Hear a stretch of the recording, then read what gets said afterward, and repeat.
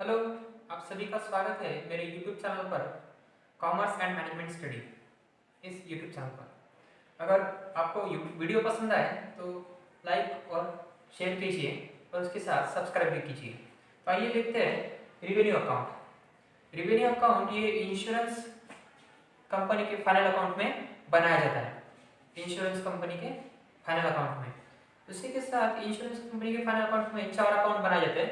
सबसे फर्स्ट है revenue account, profit and loss account, profit and loss appropriation account and then balance sheet। तो चार में से पहला अकाउंट है। तो पहले अकाउंट में हम देखेंगे कि एक डेबिट साइड है और एक क्रेडिट साइड है। रेवेन्यू अकाउंट ये एक तरह का ट्रेडिंग अकाउंट होता है। ट्रेडिंग अकाउंट होता है final account of insurance companies. तो उसके डेबिट साइड में क्या आता है? खर्चे आते हैं। उसके डेबिट साइड में खर्चे आते हैं और क्रेडिट साइड में इनकम आती है।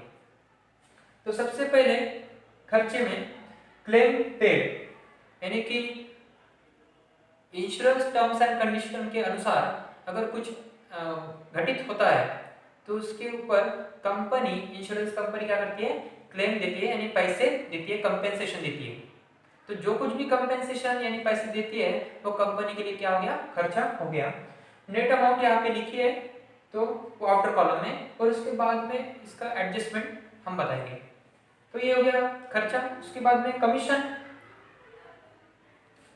इंश्योरेंस पॉलिसी बनाने के लिए कुछ व्यक्तियों को, लोगों को अपॉइंट किया जाता है, उन्हें कहते हैं इंश्योरेंस एजेंट, और वो इंश्योरेंस पॉलिसी लाते हैं। तो उनको रेम्युनरेशन में कमीशन दिया जाता है, नॉट की सैलरी। तो जो कुछ भी कमीशन दिया जाता है वो कंपनी का खर्चा हो गया। उसके बाद एक्सपेंसेस ऑफ मैनेजमेंट, कंपनी के ब्रांच के या कुछ इंटरनल मैनेजमेंट के कुछ खर्चे हो गए, वो कंपनी डेबिट साइड में आएंगे। उसके साथ बैड डेट, पैसे की कुछ रिकवरी नहीं हो सकती।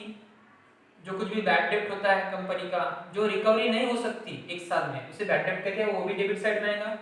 उसके बाद other expenditure, legal matter, after that remuneration, director fees. उसके बाद भी बहुत सारे खर्चे होते हैं जो अदर एक्सपेंडिचर में आते हैं।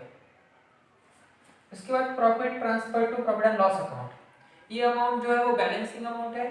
अगर क्रेडिट साइड डेबिट साइड से ज्यादा हो, क्रेडिट साइड डेबिट साइड से ज्यादा हो, तब क्या होता है? प्रॉफिट होता है। तो प्रॉफिट जो है वो प्रॉफिट एंड लॉस को ट्रांसफर हो जाएगा। उसके बाद हम देखेंगे balance at the end. Number 1, reserve for unexpired risk. Reserve for unexpired risk यानी कि कुछ ऐसे रिस्क है, ऐसे पॉलिसी है जो शुरू है पर उसके लिए कुछ पैसा रिजर्व करना पड़ेगा। और ये रिजर्व कहाँ से आएगा? जो नेट प्रीमियम, कंपनी को जो प्रीमियम के माध्यम से पैसा मिलता है उसके हिस्से रिजर्व बनाया जाएगा। ये 50%, 100% भी होता है। और ये एट द एंड ये बनानी पड़ती है अमाउंट, ये at the end debit side में आती है। उसके साथ एडिशनल रिजर्व 10% या 5% भी होता है कुछ मैनेजमेंट या कंपनी के खर्चों के लिए। तो वो भी क्या करते हैं? डेबिट साइड में लिख देते हैं। और ये अमाउंट जो है वो एंड अमाउंट है। कौन सी अमाउंट? And amount. उसके बाद में हम देखेंगे क्रेडिट साइड यानी कंपनी की income side.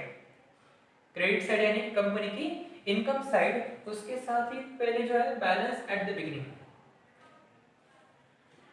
Balance at the beginning यानी कंपनी, उसमें first reserve for unexpired risk, ये पिछले साल का बैलेंस होता है जो उनका एंड होता है, तो न्यू साल, नए साल का बिगिनिंग होता है। तो ये ट्रायल बैलेंस में दिया रहता है। रिजर्व फॉर अनएक्सपायर्ड रिस्क मैंने बताया कि किस तरह से ये रिजर्व होता है। उसके बाद एडिशनल रिजर्व। तीसरा है प्रीमियम रिसीव्ड, ये इनकम साइड है। इनकम साइड होने की वजह से जो इनकम के रास्ते हैं या इनकम के बैलेंसेस है वो बताए जाते हैं। प्रीमियम रिसीव्ड यानी कि जब भी एक व्यक्ति पॉलिसी लेता है तो पॉलिसी लेने के बाद उसको वो पॉलिसी खत्म होने तक के थोड़ा थोड़ा पैसा भरना पड़ता है और उसे कहते हैं प्रीमियम। तो प्रीमियम के माध्यम से कंपनी को क्या मिलता है? पैसा मिलता है, उनकी इनकम होती है।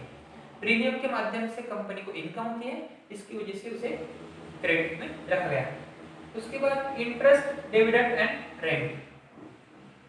कंपनी को अगर बहुत सारा प्रॉफिट होता है तो उसमें से कुछ पैसा रिजर्व रखा जाता है और कुछ पैसा अलग अलग चीज़ों में, अलग अलग बातों में इन्वेस्ट किया जाता है। शेयर्स, डिबेंचर्स, बिल्डिंग्स खरीदी करना, वो रेंट पे देना। शेयर्स अगर लिए तो डिविडेंड मिलता है, डिबेंचर लिए तो उससे इंटरेस्ट मिलेगा।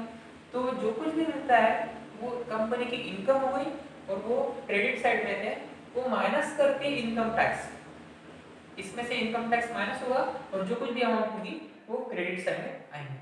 उसके बाद में हम देखेंगे अदर इनकम। अदर इनकम यानी कि कंपनी को और दूसरे मार्ग से इनकम हो सकती है।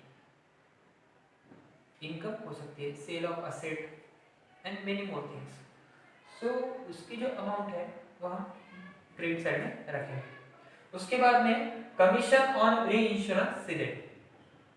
ये कुछ कॉन्सेप्चुअल है कि अगर पॉलिसी में रिस्क खूब ज़्यादा होता है तो कंपनी उस पॉलिसी को शेयर कर लेती है दूसरे कंपनी के साथ, ए कंपनी और बी कंपनी।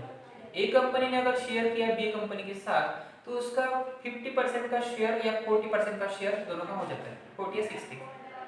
तो उसके हिसाब से वो प्रीमियम भी बांट लेते हैं और कमीशन भी बांट लेते हैं। पर एक कंपनी पहले ही कमीशन दे देती है तो उसकी वजह से क्या होता है कि उनको कमीशन लेना होता है बी कंपनी से।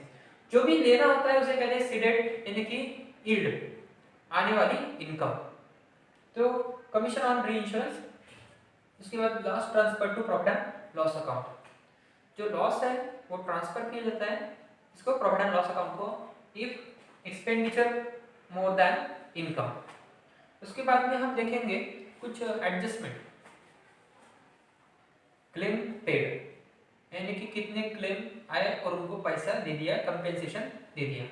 तो सबसे पहले है उसमें outstanding at the end. Claim paid में अगर आउटस्टैंडिंग एट द एंड आता है तो उसे क्या करना है, प्लस करना है। Outstanding at the end plus करना है, outstanding at the beginning minus करना है। क्या करना है, outstanding at the beginning minus करना है।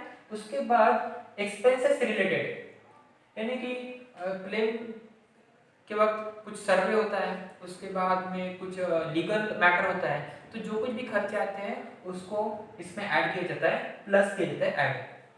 तो उसके बाद माइनस हम देखेंगे री इंश्योरेंस रिकवरीज। इसमें री इंश्योरेंस रिकवरीज माइनस किया जाता है।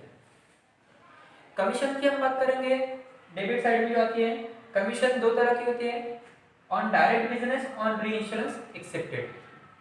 डायरेक्ट बिजनेस जो है वो एक ही पॉलिसी को एक ही कंपनी चलाती है, वो खुद कंपनी चलाती है। और री इंश्योरेंस में क्या होता है कि policy according to risk divide की जाती है, तो उसके हिसाब से क्या होता है उनको कमीशन दिया जाता है। उसके बाद हम देखेंगे प्रीमियम रिसीव्ड। इसमें कुछ एडजस्टमेंट है, तो एडजस्टमेंट कुछ ऐसे है, outstanding at the beginning, outstanding at the beginning वो जो है माइनस करना है, outstanding at the end, outstanding at the end plus करना है।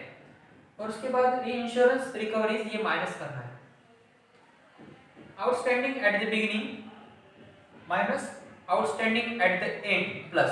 दोनों ही मैटर में प्रीमियम रिसीव्ड या क्लेम पेड में बिगिनिंग की जो अमाउंट है वो क्या करनी है, माइनस करनी है और एट द एंड प्लस करना है।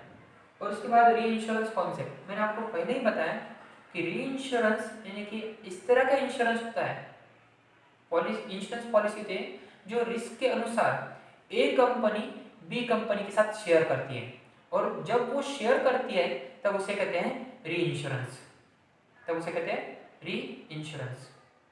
आज के लिए इतना ही, और अगले वीडियो में हम देखेंगे profit and loss account of insurance companies.